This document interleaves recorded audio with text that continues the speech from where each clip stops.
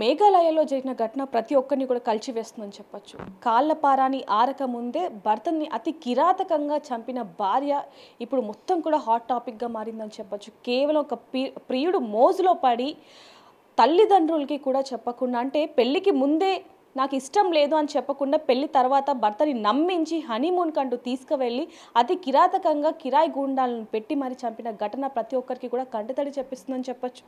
ఈ ఘటనకి సంబంధించి మనతో పాటు మాట్లాడడానికి సోషల్ ఎనలిస్ట్ ప్రియా చౌదరి గారు మనతో ఉన్నారు. ఆవిడతో మాట్లాడి పూర్తి వివరాలు కూడా తెలుసుకుందాం. మరి ఎందుకని ఆడపిల్లలు ఇంత దారుణంగా తయారయ్యారు అనే విషయాలు కూడా ఒకసారి అడిగి తెలుసుకునే ప్రయత్నం చేద్దాం. నమస్తే మ్యామ్. నమస్తే మ్యామ్, చూడొచ్చు ఆ ఘటన అందరినీ కలిచివేస్తుందని చెప్పొచ్చు. అంటే ఇన్ని రోజులు ఆడపిల్లలకి చాలామంది సపోర్ట్ చేయడం జరిగింది, కానీ ఇప్పుడు అసలు ఎందుకు సపోర్ట్ చేశామా అనే విధంగా మారిందని చెప్పొచ్చు. అంటే ఒక ఆడపిల్ల చేసిన విషయానికి అందరు ఆడపిల్లల్ని ఎందుకు కడతారు? ఘటన అన్యాయం జరుగుతున్న ఆడపిల్లలు ఇంకా అడుగడుగున చాలామంది ఉన్నారు.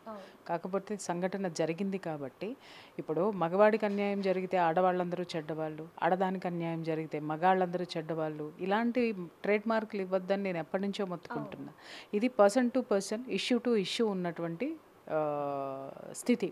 మనం ఆ ఇష్యూని పరంగా మనం మాట్లాడాలి తప్పితే, ఆ ఇష్యూ పరంగా మనం మాట్లాడాలి తప్ప దాన్ని ఏదో మనం సొంతగా ఆపాదించేసుకుని సొంత కథలు అల్లడానికి ఇక్కడ అవకాశం లేదంటానమ్మా నేను. అంటే పెళ్ళి ఇష్టం లేదు అని ముందు తల్లిదండ్రులకి చెప్పినా, లేకపోతే కాబోయే భర్తకి చెప్పినా ఆ భర్త ప్రాణాలు ఈరోజు ఉండేవేమో. అసలు అమ్మాయి పెళ్లి చేసుకుంది అతన్ని చంపేయడానికి అనేది మనం వింటున్నాం వార్తలు. మరి అటువంటిప్పుడు ఇష్టం లేదని చెప్పడం ఏంటి? There is no question. అంటే మేడం, ఇక్కడ క్లియర్గా మాట్లాడుకోవాల్సింది ఏంటంటే, పెళ్ళికి ముందే లవ్ అఫైర్స్ ఉన్నప్పటికీ కూడా మళ్ళీ అసలు పెళ్ళి ఎందుకు చేసుకోవడం వేరే వాళ్ళని? అంటే ఇక్కడ అమ్మాయి స్టోరీ కొంచెం స్పెషల్గా క్రైమ్ స్టోరీలు ఎక్కువ చూస్తుంది అనుకుంటా అమ్మాయి. ఎందుకంటే మనాళ్ళు కూడా చాలా అద్భుతంగా క్రైమ్ స్టోరీలని సందర్భోచితంగా పిక్చరైజ్ చేసి మరీ చూపించేటటువంటి ఆ క్రైమ్ థ్రిల్లర్ స్టోరీస్కి రాసి చూపించే మీడియాకు కూడా దీంట్లో భాగం ఉంది, 200% భాగం ఉంది. అంటే ఏదైనా ఒక మంచి పనిని పిక్చరైజ్ చేసి చూపించరు, అదే ఒక శివాజీ కథని పిక్చరైజ్ చేసి చూపించరు, శివాజీ ఎలా పోరాడాడో చూపించడు. నిన్నగాక మన శంభాజీ సినిమా వచ్చేంతవరకు అసలు శివాజీకి అంత గొప్ప వీరుడైన కొడుకున్నాడన్న సంగతి మనకి తెలియకపోవడం మన దౌర్భాగ్యం. ఇలాంటి వాటిని ఎవరు కూడా అద్భుతంగా పోర్ట్రైట్ చేసి పిక్చరైజ్ చేసి మన మీడియాలు చూపించట్లే. ఏం చేస్తుంది? అదుగో అక్కడే జరిగింది, అదుగో అదుగో చూడండి, అక్కడే ఉంది చూడండి, ఏదో ఉంది. ఏమీ లేని దానికి కూడా విపరీతమైనటువంటి హడావిడులు చేసి విలువలకి తిలోదగాలు ఇచ్చేసి సంచలనాలు క్రియేట్ చేయాలని ప్రతి విషయం, భార్య భర్తతో గుడికెళ్ళి వచ్చినా కూడా అది వివాదాస్పదం చేసి పడేస్తున్నారు. అరే చక్కగా కాపురం చేసుకుంటున్నారు ఎవరైనా సరే, సెలబ్రిటీ కపుల్ అని అంటే వీళ్ళు ఎప్పుడు విడిపోతారా, ఏదో ఒకటి చేద్దామని చెప్పేసి అని చూస్తున్నారు. విచ్ఛిన్నం చెయ్యడానికి ప్రతి ఒక్కళ్ళు నడుం కట్టుకొని ఈ విధమైనటువంటి ప్రయత్నాల్లో ఉన్నప్పుడు సమాజం ఎలా తయారవుతుంది? నువ్వు ఏది ఎలా తయారు చేసావో సమాజం అలాగే తయారవుతుంది. ఇవాళ ఆ పిల్ల ఇంట్లో వాళ్ళకి చెప్పొచ్చుగా, లవర్ ఉన్నాడు కదా, ఇది ఉన్నాడు కదా అని అంటే వాళ్ళ స్కెచ్లు వాళ్ళకున్నాయి. ఎందుకంటే పొద్దున్నే లెగిస్తే మనం చూపిస్తున్నాం కదా, హత్య ఎలా జరిగిందో చూడండి, మర్డర్ ఎలా చేశారో చూడండి. అంటే ఒక ఇన్సిడెంట్ జరిగితే మేము వార్తని ఇచ్చేవాళ్ళము, రిపోర్ట్ చేసేవాళ్ళం తప్ప ఈ కథనాలు ఏంటమ్మా? ఒక ఇన్సిడెంట్ జరిగితే రోజుల తరబడి అసలు గంటకోటి బ్రేకింగ్ అంటే చూపించిన దానికే 100 థంబ్నెయిల్స్ మార్చేసి, ఇంకా వేరే నాలెడ్జ్ లేదా? వేరే నాలెడ్జ్ మనం ఇస్తున్నామా జనాలకి? ఎందుకు మాట్లాడతాం మనం? క్రైమ్ రేట్ పెరుగుతుందా? మనం ఇచ్చేదే క్రైమ్, మనం చూపించేదే క్రైమ్. మళ్ళీ ఇదే మీడియాలో వచ్చి అయ్యయ్యో జరిగిపోతుందండి ఈ క్రైము, స్పందించండి అని మాట్లాడితే నాకు నవ్వు వస్తుంది. మనం పొద్దున్నే లెగిస్తే మనం పోర్ట్రైట్ చేసేదేంటి? వ్యతిరేకత. మనం పోర్ట్రైట్ చేసేదేంటి? నెగటివ్. ఎంత గొప్ప పండితుడినైనా లాగి రోడ్డును పడేయాలి. అరే దాని మీద చక్కటి విశ్లేషణ ఎవరైనా చేస్తారంటే లేదండి, మీరు పాజిటివ్గా మాట్లాడితే చూడరు కాబట్టి నెగటివ్గానే మాట్లాడండి అన్నప్పుడు, మరి ఆడపిల్లల విషయంలో ఆడపిల్లల మెదళ్లలో నెగటివ్ అనేటటువంటి ఆలోచన లేక పాజిటివ్ వస్తాయా? ఎక్కడుందమ్మా? వాళ్ళ తల్లి లెగిస్తే యూట్యూబ్ చూస్తుంది, యూట్యూబ్లో నెగిటివ్, ఈ అమ్మ ఆ అమ్మనేం తిట్టుకుంది, ఆ అమ్మ ఈ అమ్మనేం తిట్టుకుంది. పొద్దున్న లెగిస్తే దరిద్రాలు కనబడుతున్నాయి యూట్యూబ్లో. ఆ అమ్మ అలా చేసిందని ఈ అమ్మ ఇలా ఊపితే చెప్తుంది, ఆ అమ్మ అలా ఉందని ఈ పిల్ల ఈ అమ్మ ఒక గొప్ప దీని కింద చెప్తుంది. అరే ఏం అర్హత ఉంది మీరు ఇంకొకళ్ళని విమర్శించడానికి? ఒక్కసారి మిమ్మల్ని మీరు ప్రశ్నించుకోండి. నిన్నగాక మొన్న యూట్యూబ్లకు వచ్చారు, ఆడవాళ్ళందరినీ చూస్తుంటే చిరాకు వస్తుంది. కొంతమందిని చూస్తుంటే ఎంత దరిద్రంగా. ఒకప్పుడు వీధి కొట్లాటలు చూసుకున్నాం చూసారా, ఇప్పుడు యూట్యూబ్ కొట్లాటలు అయినాయి అనమాట అవన్నీ కూడా. అరే ఒకళ్ళు ఎవరైనా నేరం చేస్తే తీసుకెళ్ళి సీదా పోలీస్ స్టేషన్ కంప్లైంట్ ఇవ్వండి. You are not a journalist, you are not a reporter. మీరు దాన్ని ఉదాహరించండి, విశ్లేషించండి, అంతే తప్ప పుంఖాలు కథనాలు అంటే వీడియో వెళ్ళాలి, నేను ఫేమస్ అవ్వాలి, వీడియో వెళ్ళాలి, ఫేమస్ అవ్వాలి. మీరు చేసే వీడియోస్ వల్ల మీరు ఫేమస్ అవుతున్నారు, విషయాన్ని నెగటివ్గా చూపిస్తున్నారు. కాబట్టి మనుషుల మెదడులో ఒక క్రైమ్ జరిగినప్పుడు దాన్ని రిపోర్ట్ చేసి వదిలేయాలి. ఎలా జరిగింది, పిన్ టు పిన్, అసలు సీన్ టు సీన్, ఇవన్నీ చెప్పడానికి మీరెవరండి నాకు అర్థం కాక అడుగుతాను. మీకు ఒక విషయం చెప్తాను. ఇలాగే నేను ఒక 25 years బ్యాక్ అనుకుంటా, ఎగ్జాక్ట్ ఒక ఛానల్లో వర్క్ చేసేటప్పుడు ఒక పెద్ద క్రిమినల్ని నేను ఇంటర్వ్యూ చేశాను. ఇంటర్వ్యూ చేసిన తర్వాత అతను ఎవ్వరికీ కూడా పోలీసులకి దొరకలేదు. అతని మీద ఎలిగేషన్స్ ఉన్నాయి, పోలీసులు ప్రూవ్ చేయలేకపోయారు. అలాంటి అతన్ని పట్టుకొని నేను ఇంటర్వ్యూ చేసి ఎలా దొరకలేదు అని చెప్పేసి అని అడిగితే అతను కొన్ని రివీల్ చేశాడు. ఇలా ఈ క్రైమ్ని ఇలా చేశాను, నేను దొరకలేదు, ఇలా ఉంది, నేను దొరకలేదు. అతను ఎలా చేశాడనేది వివరించిన తర్వాత, షూట్ మొత్తం చేసిన తర్వాత, ఇప్పుడు మీరు చిప్పులు పెట్టుకొని తిరుగుతున్నారు, అప్పుడు మాకు పెద్ద క్యాసెట్స్ ఉండేవి. ఓకే, ఇమ్మీడియట్గా బయటకు వచ్చి కూర్చొని కాఫీ తాగుదామని చెప్పేసి పక్క షాప్ టీ షాప్కి వచ్చి కూర్చొని కాఫీ తాగుతూ నేను ఆలోచించా, ఇది నేను టెలికాస్ట్ చేస్తే నాకు జీతం వస్తుంది, నేను సంచలనం అవుతా. కానీ క్రైమ్ ఎలా చేయాలో 10 మందికి చెప్తానని చెప్పేసి అని మొత్తం ఆ రీల్ మొత్తం తీసేసేసి కాల్ చేసేసి ఇంకొక క్యాసెట్ నా డబ్బులతోటి, నా జీతం డబ్బుల్లో సగం ఆ క్యాసెట్ ఖరీదు అయినా సరే ఇంకొక క్యాసెట్ కొని యాజమాన్యానికి ఇచ్చి అతని వాళ్ళు నాకు అపాయింట్మెంట్ ఇవ్వలేదని చెప్పాను నేను. సామాజిక బాధ్యత ఇవాళ ఎవరికుంది చెప్పండి. మాట్లాడితే అరే సమాజానికి విలువైనటువంటి సమాచారాన్ని ఎక్కడ అందిస్తున్నాం అనేటటువంటి విలువలు మనం మర్చిపోయాం. తల్లిదండ్రులు కూడా పొద్దున్నే లెగిస్తే నువ్వేమవుతావు, అది చదువు, ఇది చదువు, ఈ ఉద్యోగం చేయి, ఆ ఉద్యోగం చేయి, ఇంత సంపాదించు, అంత సంపాదించు, పక్కనాళ్ళు ఏదో అయిపోతున్నారు, పక్కనాళ్ళు ఇలా అవుతున్నారు. ఇలాంటి ఛాందస భావాలతోటి, ఇలాంటి దరిద్రమైనటువంటి మనీ మైండెడ్ తోటి మెటీరియలిస్టిక్గా పనిచేస్తున్నారు తప్ప అరే నీ ధర్మం ఏంటి, ఆడపిల్లగా తనకున్నటువంటి విలువలేంటి, ఆ విలువలతో కూడినటువంటి ఆ జీవన విధానం ఎలా ఉండాలి, అది ఉంటే అత్తగారింట్లో తను ఎలా ఉంటుంది, తను చేసే ప్రొఫెషన్లో ఎలా ఉంటుందని ఏ తల్లైనా ఏ బిడ్డకైనా ఇవాళ ఎంతమంది తల్లులు చెప్తున్నారు. అరే ఇవాళ పొద్దున్నే లెగిస్తే యూట్యూబ్లో చూస్తే అసలు ఎంత పెద్ద ప్రొఫెషనల్స్ కూడా రీల్స్ చేస్తుంటే అరే ఎప్పుడో సరదాగా 1-2 చేయండి. కానీ మీ యొక్క స్థాయికి దిగజారిపోయి కూడా మీరు అలాంటి వ్యవహారాల్లో ఉంటుంటే అరే ఎక్కడ కనిపిస్తుంది. నేను డైమండ్ నెక్లెస్ కొన్నాను చూడండి, నేను ఇన్ని చీరలు కొన్నాను చూడండి, మా ఇంట్లో టాయిలెట్ చూడండి, నేను రుద్దుకునేటటువంటి బ్రష్ చూడండి, నేను వాడి పారేసిన అండర్వేర్లు చూడండి అని ఆడవాళ్ళకు కూడా బుద్ధి లేకుండా బుద్ధిహీనంగా ఇలాంటివన్నీ కూడా పెట్టి, అంటే ఎవరికి నాలెడ్జ్ లెస్ చెత్తంతా ఈ యొక్క సోషల్ మీడియాలో నడుస్తుంది. మాలాంటి వాళ్ళం కొన్ని సంవత్సరాల మట్టి గొంతు చించుకుని మాట్లాడుతున్నాం. అరే విలువలతో కూడినటువంటి సమాచారాన్ని అందించండి, విలువల్ని జోడించండి అని అంటే ఎవరు వింటున్నారమ్మా ఈరోజు? మరి ఇవాళ పరిస్థితులు ఇలా జరుగుతున్నాయని గొంగళిలో అన్నం తింటూ వెంట్రుకలు వస్తున్నాయి, దీని మీద స్పందించండి అని అడిగినట్టు ఉంటుంది. నేను అందుకే ఈ మధ్యకాలంలో నేను అసలు ఎవరికి రెస్పాండ్ కావట్లా, ఏ ఇష్యూస్ మీద కూడా రెస్పాండ్ అవ్వట్లా. కారణం ఏంటంటే గొంగళిలో అన్నం కలిపి తినాల్సి వస్తుంది, దాంట్లో వెంట్రుకలు వస్తున్నాయని చర్చించాల్సి వస్తుంది. గొంగళిలో అన్నం మానే అని ఎవరు చెప్తున్నారు, ఎవరు మానేస్తున్నారు? అది గొంగళనే తెలుసు, అన్నం దాంట్లోనే కలుపుతున్నారు, వెంట్రుకలు వస్తున్నాయని చర్చిస్తున్నారు. ఇది ఎంత బుద్ధిహీనత. ఇప్పుడు మనం చేసే పనులు కూడా అలాగే ఉన్నాయి. క్రైమ్ జరిగిపోయిందండి అన్నావు, అరే క్రైమ్ జరగకుండా నీ బాధ్యతగా ఏం చేశావు? ఒక్కొక్క అమ్మ ఒక్కొక్క అయ్య యూట్యూబ్లు నడుపుతున్నారు. అరే ఏదైనా క్రైమ్ ఇష్యూ జరిగిందంటే అక్కడ జరిగిందో లేదో తెలియదు కానీ సొంత కథనాలు ఇలా అబ్బా కొంతమంది యాంకర్లు అరిచేస్తూ ఉంటారు. ఈ మధ్య ఒక యాంకర్ని చూశాను, స్టూడియోలో కూర్చోబెట్టి ఇంటర్వ్యూ చేస్తూ లాగిపెట్టి ఓడి కొట్టాడు. ఏం అధికారం ఉందండి వీళ్ళకి? ఏం అధికారం ఉంది? అన్నీ మర్చిపోయాం. ఇవాళ అన్నీ తెర మీదకి ఏమొస్తున్నాయంటే నిన్ను నేను తిడితే ఫేమస్ అవుతా, నన్ను నువ్వు తిడితే ఫేమస్ అవుతా, ఏ దరిద్రమైన పని చేస్తేనో నేను ఫేమస్ అవుతాననేటటువంటి నానుడి ఇవాళ అందరము కలిసి ఈ సమాజంలో నాటేశాం. అది ఇప్పుడు ఆ నాటిన విత్తనం మొక్కై మానై మహావృక్షమై కోకటి వేళ్లతో సహా ఓడల మర్రిలాగా తయారయ్యింది.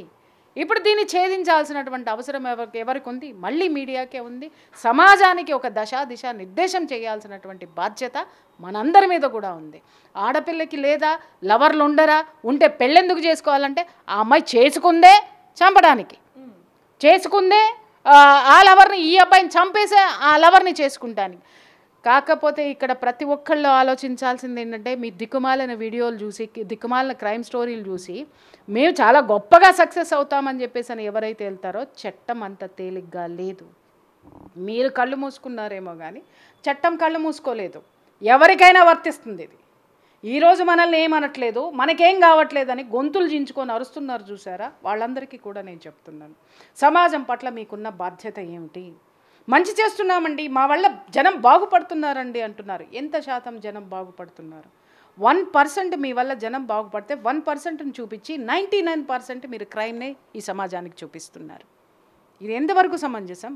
ముందు మారాల్సింది ఎవరమ్మా? సమాజం మారాలి. సమాజంలో ఉన్నటువంటి మీడియా మారాలి, వ్యవస్థ మారాలి, చట్టం సక్రమంగా పనిచేయాలి. ఇవాళ చట్టం ప్రతి ఒక్కళ్ళకి డబ్బు ఇచ్చిన వాడికి చుట్టమవుతుంది అనేటటువంటి పరిస్థితులు ఈరోజు మనం చూస్తున్నాం. పొద్దున్నే లెగిస్తే అరే మాలాంటి వాళ్ళు ఇదివరకు మేము ఒక ఫోన్ కాల్ చేస్తే ఇమ్మీడియట్గా దానికి సంబంధించినటువంటి సిచ్యుయేషన్స్ ఏవైనా ఉన్నా రెస్పాండ్ అయ్యి ఉండుంటారు. ఇవాళ మేము డైరెక్ట్గా పోలీస్ స్టేషన్లో కూర్చుని జాగ్రత్తగా పని చేయించుకుని యువతలకి రావాల్సిన అగత్యము ఇవాళ మాలాంటి వాళ్ళకు కూడా ఏర్పడింది అని అంటే పరిస్థితులు ఎలా ఉన్నాయో అర్థం చేసుకోవచ్చు. అంటే పలుకుబడి ఉంటేనే అంతా అనేది ఇక్కడ పలుకుబడి ఒక్కటే అవ్వదమ్మా. నేను ఇక్కడ ఎలా తయారయ్యిందంటే, నిన్నగాక మొన్న నాతో ఒక పోలీస్ ఆఫీసర్ చెప్పాడు, ఒకటి ఏదో ఇష్యూ వచ్చింది, ఏదో ఇలాగే కేసు, ఒక నేరానికి సంబంధించినటువంటి కేసు వస్తే ఒక యూట్యూబర్ వచ్చేసి ఒక ఇద్దరి మధ్య, అంటే శాటిలైట్ ఛానల్ జర్నలిస్టులకి చెప్తున్నాను, ఇది మనకి సిగ్గుచేటు జర్నలిస్టులందరికీ కూడాను, ఒక యూట్యూబర్ వచ్చేసి వాళ్ళిద్దరిని కాంప్రమైజ్ చేసేసి 20 లక్షలు అతను బెనిఫిట్ పొంది అక్కడి నుంచి వెళ్ళాడు. ఇప్పుడు మాట్లాడండి, జర్నలిజం ఎక్కడ మడత పెట్టుకున్నారు? ఇవాళ జర్నలిస్టులు కూడా యూట్యూబర్ల కంటే దారుణంగా తయారయ్యారు. అది బాధ.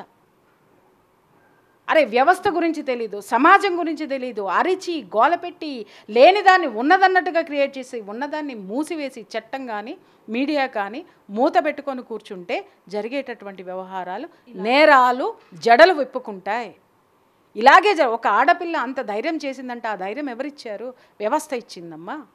ముందు వ్యవస్థలో ఉన్నటువంటి లోపాలను మాట్లాడడం మానేసి మన వ్యక్తిలో ఉన్నటువంటి లోపాలని, లేనటువంటి దాన్ని, అరే విలువలు ఉన్నవాడిని కూడా లోపాలనే ఎత్తి చూపిస్తున్నామంటే వ్యవస్థలో మంచితనం ఎక్కడుంది?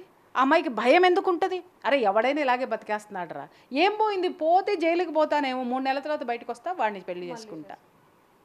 ఈ యొక్క దౌర్భాగ్యమైనటువంటి మానసిక స్థితిని ఇవాళ అందరము సమాజంతో సహా అందరము కలిసి పిల్లలకి ఇచ్చినాం.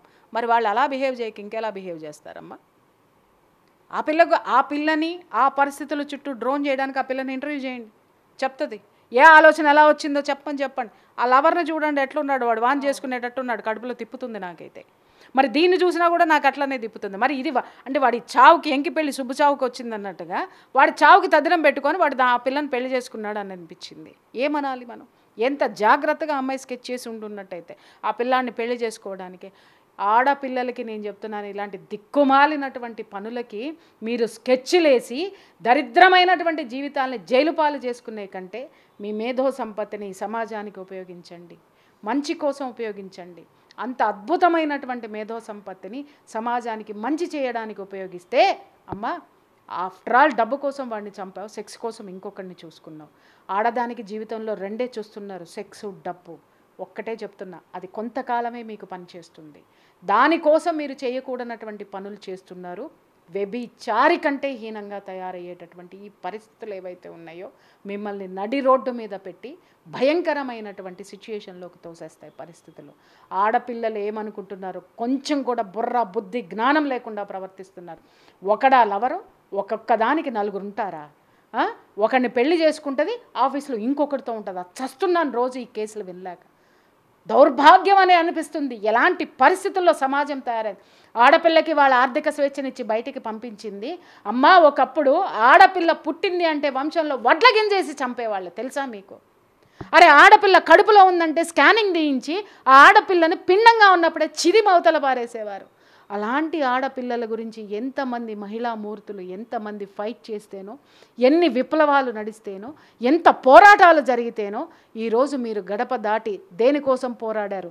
మీరు ఇలా వచ్చి మర్డర్లు చేయడానికో, ఒకటికి నలుగురిని మెయింటైన్ చేయడానికో వాళ్ళు పోరాటాలు చేసి ఈ స్వాతంత్రాన్ని మన అయినటువంటి మహిళలకు ఇవ్వలేదమ్మా. వాళ్ళు దేనికోసం చేశారనుకుంటున్నారు?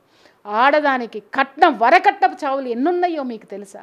చరిత్ర తెలుసుకొని సావండి. వరకట్నపు చావులకి ఎంతమంది ఆడపిల్లలు బలైపోయారో మీకు తెలుసా? ఎందుకు బలయ్యారు అనంటే ఆ చర్యలకి, ఆ దాష్టీకాలు తట్టుకోలేక ఆత్మహత్యలు చేసుకున్నటువంటి ఆడపిల్లలు ఆ యొక్క ఘోష మీకు తెలియదు. ఎందుకు విప్లవం, ఎందుకు వచ్చింది పోరాటం అంటే ఆర్థిక స్వేచ్ఛ. స్త్రీకి విద్య ఉంటే తెలివి ఉంటుంది, ఆత్మశక్తి ఉంటుంది, ఆత్మధైర్యం ఉంటుంది. ఆ ధైర్యంతో బయటికి వచ్చి తన బతుకు తను బతకగలదు. ఇలా ఆత్మహత్యలు చేసుకునో, హత్య చేయబడకుండా ధైర్యంగా బ్రతికి బిడ్డల్ని బ్రతికిస్తుంది, కుటుంబాన్ని బ్రతికించుకుంటుంది. ఆడదానికి జీవితం కావాలి, బ్రతుకు కావాలి, ప్రాణం కావాలి. ప్రాణం నిలబడాలంటే విద్య ముఖ్యము. విద్య ఉంటే ఆర్థికపరమైనటువంటి ప్రగతి ఉంటుందని మన ముందు తరం ఉన్నటువంటి మహిళామూర్తులందరూ పోరాటాలు చేసి మనకి స్వాతంత్రం ఇస్తే బరి తెగించి రోడ్డు మీద పడి కాలేజీకి పోండి అంటే మీరు ఏం పనులు చేస్తున్నారు? ఆఫీసులకు పోయి మీరు ఏం పనులు చేస్తున్నారు? సిగ్గు లేదా? పైగా వ్యక్తిగతమైనటువంటి స్వేచ్ఛని మాట్లాడడానికి సిగ్గు లేదా? నా దగ్గరికి రండి, నేను చూపిస్తే ఎంత నీచమైన కేసులు పొద్దున్నే వస్తున్నాయి. ప్రియా చౌదరి ఎందుకు తిడుతుంది అనంటే ఆడ జాతికి ఉన్నటువంటి విలువల్ని నాశనం చేస్తున్నటువంటి ఈ జాతిని చూస్తుంటే సిగ్గేస్తుందమ్మా. మీ పోకడలు మీది మా ఇంట్లో ఉన్న తరాలకు కూడా ఎక్కడ అంటుతుందో అన్న భయం వేస్తుంది. ఒక్కొక్కళ్ళకి కూడా విరక్తి వస్తుంది, చిరాకు వస్తుంది. మీ స్వేచ్ఛ చాలా విలువైనది, మీ ఆర్థిక భద్రత చాలా విలువైనది. ఒకప్పుడు ఆర్థిక భద్రత లేక ఆడది ఆత్మహత్య చేసుకుంటే ఇవాళ అదే ఆర్థిక భద్రత ఉంది అని చెప్పేసి సంసారాలని రోడ్డు మీదకి వేసుకొని ఒకడు కాదు, ఇద్దరు కాదు, ముగ్గురు ఎవడో లేకపోతే చంపవతల పారే అనేటటువంటి నీచమైన స్థితికి మీరు వెళ్ళిపోతున్నారు అనంటే అది మీ మనుగడికే ప్రమాదము. ప్రతి ఆడపిల్ల గుర్తుపెట్టుకోండి. అయితే ఇక్కడ చూడొచ్చు మేడం, ఎంత కిరాతకంగా అంటే ప్రియుడు కూడా చెప్తున్నాడు, నువ్వు నీ భర్తతో ఎటువంటి సంబంధం కూడా పెట్టుకోకూడదు, కాపురం చేయకూడదు ఈ 6 రోజులు కూడా అంటూ కూడా కొన్ని కండిషన్స్ పెట్టి భార్య కింద ఎవరు రాకుండా చూస్తుంటే భర్తను అతి కిరాతకంగా చంపుతుంటే ఇక్కడ నుంచి ఫోన్లో మాట్లాడిదంతా అసలు అంటే పెళ్ళి అన్నదానికి అసలు విలువ లేకుండా పోతుంది కదా మేడం. కామ తురాణం న భయం న లజ్జ. కామంతో కళ్ళు మూసుకుపోయిన వాళ్ళకి భయం కానీ, సిగ్గు కానీ, అభిమానం కానీ ఉండవమ్మా. ఆ అమ్మాయికి పూర్తిగా ఆ ప్రియుడితో ఉన్నటువంటి ఇక్కడ ఒకటే నేను చెప్తున్నా, వీళ్ళు ఎందుకు మర్డర్లకి ఇంత పెద్ద భయంకరమైనటువంటి హత్యలకి పాల్పడతారు అంటే కేవలం ఆ అమ్మాయికి వాడితో ఉన్నటువంటి సెక్షువల్ రిలేషన్, కేవలం సెక్షువల్ రిలేషన్ కోసం ఇంత జీవితాన్ని నరకం చేసేదమ్మా. అది కాక ఇంకేముంటుంది చెప్పండి? ఒక 2 లవర్స్ ఎందుకు పెళ్లి చేసుకుంటారమ్మా? ఎందుకు చేసుకుంటారు చెప్పు? సరే 2 ఆడామగా పెళ్ళి ఎందుకు చేసుకుంటారు చెప్పు? అంటే జీవితాంతం తోడుండ అన్నీ ఉంటాయి కదా మేడం. నాట్ ఓన్లీ కదమ్మా, దీని ద్వారానే కదా సంసారం అనేటటువంటి దాని నుంచే కదా సృష్టి మొదలవుతుంది. ఆ సృష్టితోటే కదా బంధాలు ఏర్పడతాయి. అంటే అందులో మీరు అన్నట్టుగా బంధాలు అన్నీ ఉంటాయి. కానీ ఇక్కడ ఏముంది మేడం? ఓన్లీ అది తప్ప ఇంకేమీ లేదు. దానికోసమే ఆ పిల్ల పడి ఏడిచింది కదా. ఆ దానికోసమే అంటే ఎంత దరిద్రంగా ఇక్కడ కుటుంబ విలువలు, సామాజిక విలువలు లేకపోవడమే, ఆ యొక్క ధ్యాస కూడా లేకపోవడమే. ఆ ధ్యాస ఆ అమ్మాయికి లేదంటే ఆ కుటుంబంలో కూడా ఏమున్నాయో మనం ఆలోచించాల్సినటువంటి అవసరం. కుటుంబ నేపథ్యం కూడా ఇక్కడ ముఖ్యమే. ఆడపిల్ల గడప దాటింది అనంటే కుటుంబ నేపథ్యం కూడా చాలా వరకు కారణం. అంతా అని నేను చెప్పను, ఎందుకంటే నాకు తెలిసినటువంటి ఫ్యామిలీస్లో ఎంతో జాగ్రత్తగా పెంచినటువంటి ఆడపిల్లలు కూడా గడప దాటి చేయకూడనటువంటి తప్పులు చేశారు. ఇవాళ ప్రపంచము ఎంత భయంకరంగా ఉందంటే వాళ్ళ చేతిలో ఉన్నటువంటి ఒక చిన్న సెల్ ఫోను, ఒక చిన్న అరచేయి మందాన ఉన్నటువంటి అరచేయి అంత ఉన్నటువంటి సెల్ ఫోను జీవితాలని తలకిందులు చేస్తుంది, కుటుంబాలని రోడ్డుకి ఈడుస్తుంది. కామం, క్రోధం, లోభం, మోహం, మదం, మత్సరం అన్నిటినీ నేర్పి ఇవాళ రంగరించి వీళ్ళందరికీ పోస్తుంది. ఇలాంటి పరిస్థితులు ఉన్నప్పుడు జనం రెండిటి గురించి ఆలోచిస్తున్నారు. ఇందాకే స్పష్టంగా చెప్పా, 1 సెక్స్, 2 మనీ, ఇవే ఆలోచిస్తున్నారు తప్ప ఎవరైనా కుటుంబం ఏంటి, కుటుంబ నేపథ్యం ఏంటి ఎవరైనా ఆలోచిస్తున్నారు? కొడుకు పుట్టగానే వీడిని ఏ దేశంలో పంపించేయాలి, ఏ దేశంలో చదివించాలి, ఏ స్కూల్లో పడేయాలి, ఆ స్కూల్స్ ఎతుకుతుంది వాళ్ళ అమ్మ కూర్చొని. దీని దుంపదగ ఎంతమంది తల్లులను చూస్తే జాలేస్తుంది. దాని మీద పుంకాలుగా దానికి సంబంధించిన రివ్యూలు చదివేస్తారు, స్కూల్లో ఎతికేస్తారు. ఎతకాలి కాదని నేను అనట్లేదు, కానీ ఎంత దౌర్భాగ్యం అంటే, ఎంత మెటీరియలిస్టిక్ చదువుల్లోకి మీరు నెట్టబడుతున్నారు అని అంటే, you believe it or not. ఇవాళ ఒక్క స్కూల్లోనైనా ప్లే గ్రౌండ్ ఉందా? ఒక్క బిడ్డ అయినా ప్రకృతికి సంబంధించినటువంటి వాయువు పీల్చుకుంటున్నాడా? ఏమ్మా, నీ బిడ్డకి కనీసం ఆక్సిజన్ ఇవ్వలేనటువంటి దాంట్లో నువ్వు పడేసి చదివిస్తుంటే వాళ్ళు కిల్లర్స్గా తయారవక ఇంకా వేరే ఏ విధంగా ఏమన్నా దేశభక్తుల కింద, వీరుల కింద, శూరుల కింద తయారవుతారా? నువ్వెంత కంప్రెస్డ్గా నీ బిడ్డల్ని పెంచుతున్నావో వాళ్ళ ఆలోచనలు కూడా అంతే కుచించుకుపోయి మరి వాళ్ళ మనస్సులు, ఆలోచనలు అంతే ఉన్నాయి. నువ్వు ఎప్పుడైతే నేచర్ని నీ బిడ్డకి ఇవ్వలేదో అన్నేచర్గా, అన్యాచురల్గానే ఇవన్నీ వస్తాయి. అయితే ఇక్కడ ఇంకోటి మేడం చూడొచ్చు, తల్లిదండ్రులు కూడా ఇప్పటికీ కూడా నమ్మని పరిస్థితి. మా బిడ్డ అమాయకురాలు, అలా చేసి ఉండదు, ఎవరో బలవంతంగా చెప్పుండొచ్చు, అంటే తను అల్లిన కథ కూడా నన్ను ఎవరో కిడ్నాప్ చేశారు, వదిలేశారు అనే విధంగా ఆ ప్లాన్ అంతా అసలు ఆ తల్లిదండ్రులు కూడా నమ్మలేకపోతున్నారంటే ఈ అమ్మాయి తల్లిదండ్రుల దగ్గర అసలు ఏ విధంగా నటించింది? నేను ఇందాకే మీతో ఒక మాట మాట్లాడా. గొప్పగా పెంచినటువంటి తల్లిదండ్రులు, పెంపకంలో ఉన్న పిల్లలు కూడా గడప దాటిన తర్వాత ఏం చేస్తున్నారో తెలియడం లేదు. ఎందుకు అనంటే ఇవాళ మన ప్రపంచం చాలా పెద్దదైపోయింది. ఎంత పెద్దదైపోయిందంటే వెనకటికి స్కూల్లో పిల్లల్ని వేయాలి అనంటే నడుచుకుంటూ వెళ్ళి నడుచుకుంటూ ఇంటికి వచ్చేవాళ్ళు. ఇంకొంచెం హై స్కూల్ అంటే ఇంకొంచెం దూరం వెళ్ళి వచ్చేవాళ్ళు. కాలేజ్ అంటే పల్లెటూరులో కాలేజీలు ఉండేవి కాదు కాబట్టి పక్క ఊరికి వెళ్ళినా కూడా ఈ ఊరు నుంచి ఆ ఊరికి వెళ్ళేంతవరకు ఈ ఊరిలో ఉన్న ప్రతి ఒక్కళ్ళు బస్సు ఎక్కినా దిగినా కనిపెట్టుకుని ఉండేవాళ్ళు. ఆ బస్సుల్లో కూడా ఈ ఊరు వాళ్ళే ఉండేవాళ్ళు కాబట్టి అరే మన వాళ్ళ ఆడపిల్లరా అని 4 కాదు 8 కళ్ళు పెట్టుకొని జాగ్రత్తగా ఉండేవారు. ఆ పిల్ల ఏమాత్రం అటు ఇటు ఉన్నా ఇమ్మీడియట్గా ఇంట్లో ఇన్ఫర్మేషన్ వచ్చేసేది. ఆ పిల్లల్ని జాగ్రత్త పెట్టుకునేవాళ్ళు. ఏ విధంగానైనా ఒకవేళ ఆలోచనలు పక్కదారి పట్టినా, మనుషులు పక్కదారి పట్టినా సరి చేసుకునేటటువంటిది కనుచూపు మేరలోనే, కంట్రోల్లోనే ఆడపిల్లల యొక్క జీవితం ఉండేది. ఇవాళ చెప్పండి, సిటీలో స్కూళ్ళు ఎంత దూరం ఉన్నాయి? ఎక్కడ పెడుతున్నావు? బస్సుల్లో పోతున్నారా? ఇంకెక్కడికి పోతున్నారా? ఊరు చివర పెద్ద పెద్ద కాలేజీల మైదానాల్లో, ఆ మైదానాలకి రోజు పేరెంట్స్ వెళ్తారా? కానీ అవే కాలేజీలు కావాలి మనకి. ఎందుకంటే ఆ కాలేజీల్లో చదువుకుంటేనే భవిష్యత్తు ఉంటుంది, ఆ కాలేజీల్లో చదువుకుంటేనే దేశాల్లో డాలర్లు ఉంటాయి, ఆ కాలేజీల్లో చదువుకుంటేనే మా ప్రెస్టేజ్ నిలబడుతుంది. ఇలాంటి ఫాల్స్ ప్రెస్టేజెస్లో మనం ఉన్నాం. ఈరోజు డాలర్స్ కోసం పనిచేస్తున్నాం తప్ప ధైర్యంగా ఎవరైనా బ్రతుకుతున్నారా? సమాధానం చెప్పమని చెప్పండి. ఆ పిల్ల అలా తయారయ్యింది. తల్లిదండ్రులు నమ్మట్లేదంటే పాపం వాళ్ళేమనుకో, ఏ తల్లిదండ్రులైనా సరే తల్లి బిడ్డ గొప్పదనే అనుకుంటారు. ఎందుకంటే వాళ్ళ పెంపకం మీద వాళ్ళకి అంత నమ్మకం ఉంది. ఇంకొకటి, బిడ్డని తల్లిదండ్రులు ఏం చేసినా వెనకేసుకొస్తారు, ఎందుకంటే వాళ్ళ కన్న పేగు కాబట్టి. ఇక్కడ తల్లిదండ్రుల యొక్క ఘోషను కూడా అర్థం చేసుకోండి. మీరు ఒక స్థితికి వచ్చేసిన తర్వాత, ఒక స్థాయికి వచ్చేసిన తర్వాత, నిన్నగా ఒక 1 వీక్ బ్యాక్ నాకు ఒక సంఘటన చాలా బాధ అనిపించింది. ఎప్పుడో మాకు మా కార్ డ్రైవర్గా ఉండేవాడు అనమాట. మొన్న ఎప్పుడో ఒక 1 వీక్ బ్యాక్ కనిపించాడు. చాలా మనిషి చాలా పాడైపోయి ఏదో రోగం వచ్చిన వాళ్ళ. అదేంటయ్యా అలా అయిపోయినావు ఏంటి అని అంటే, ఏం బాగాలేదా అని అంటే, బాగానే ఉన్నానమ్మా నాకేం లేవు అని. మరి ఎందుకు అట్లా ఉన్నావు అని అంటే, చూడగానే బోర్న కళ్ళ వెంట నీళ్ళు పెట్టుకొని ఏడ్చేశాడు అండి. ఎందుకంటే చాలా సంవత్సరాలుగా మా దగ్గర పని చేశాడు అతను. ఎందుకు ఉన్నావు అని అంటే, ఏమీ లేదమ్మా, పిల్లలు ఏం చేస్తున్నారంటే, పాపది ఒక ఆడపిల్ల ఉంది, ఇంజనీరింగ్ చదివించాడు, ఉద్యోగం చేస్తుందమ్మా అని చెప్పేసి. అతను మేము ఎక్కడికైనా అవుట్ ఆఫ్ స్టేషన్ వెళ్ళినప్పుడు, లేదా నేను అతన్ని బయటికి తీసుకొని వెళ్ళినప్పుడు, ఇప్పుడు ఇది నేను చెప్తున్నది 10 years బ్యాక్, 15 years బ్యాక్ విషయం అనమాట. మేము ఫుడ్ తినమని చెప్పేసి అతనికి డబ్బులు ఇచ్చేవాళ్ళం. ఫుడ్ తినమని చెప్పి డబ్బులు ఇస్తే ఆ డబ్బుల్ని తినకుండా, ఒకరోజు నేను అతను ఫుడ్ తింటున్నాడేమో అనుకునేదాన్ని. ఒకరోజు నేను నా పని అయిపోయి ఆఫీస్లో నుంచి బయటకు వచ్చిన తర్వాత బన్ను నున్ను టీ పెట్టుకొని తింటున్నాడు. అట్లా 2 సార్లు చూసిన తర్వాత 3వసారి నేను కోప్పడ్డాను. ఏంట్రా, నీకు తినడానికి డబ్బులు ఇస్తుంటే నువ్వు తినకుండా దాచుకుంటున్నావు, నువ్వు తాగడానికి నువ్వు పెట్టుకున్నావా అని గట్టిగా అరిచాను నేను ఒకరోజు. అనగానే అప్పుడు అతను డ్రైవ్ చేస్తూ ఒక మాట చెప్పాడు. వెనక సీట్లో నేను కూర్చోను. అమ్మా, మా అమ్మాయిని ఇంజనీరింగ్ చదివిస్తున్నానమ్మా, అది తనకి ఫీజు కట్టడానికి నా జీతం సరిపోదు, అందుకని చెప్పి మీరు ఇచ్చే డబ్బుల్ని నేను దాచుకొని, నేను ఆ టీ బన్ను తిని దాచుకొని నేను మా అమ్మాయికి ఫీజు కడుతున్నాను అని అంటే నాకు చాలా సంతోషం అనిపించింది. ఇప్పుడు సంఘటన ఏంటి అని అంటే, ఆ అమ్మాయి 25,000 సంపాదిస్తుంది, ఎంత 40,000 జీతం సంపాదిస్తుంది. ఇప్పుడు అతని జీతం వచ్చేసి 20,000. అతను ఆ పిల్లకి ఉద్యోగం వచ్చి దగ్గర ఒక 6-7 సంవత్సరాలు ఏమవుతుంది. అమ్మాయి మెల్లగా 15,000 నుంచి మొదలు పెట్టుకొని జీతం ఇప్పుడు 40,000 స్థితికి వచ్చింది. ఆ పిల్ల రాత్రిపూట లేటుగా వస్తుంది. ఆ పిల్ల డ్యూటీ అయిపోతుంది 6-7 అయిపోతుంది. మహా అయితే ఇల్లు దగ్గరగానే ఉంటుందని ఆఫీస్కి దగ్గరగానే తీసుకున్నాడు. కానీ ఆ పిల్ల నైట్ వచ్చేసరికి చాలా లేట్ నైట్ 11-12 అవుతుంది.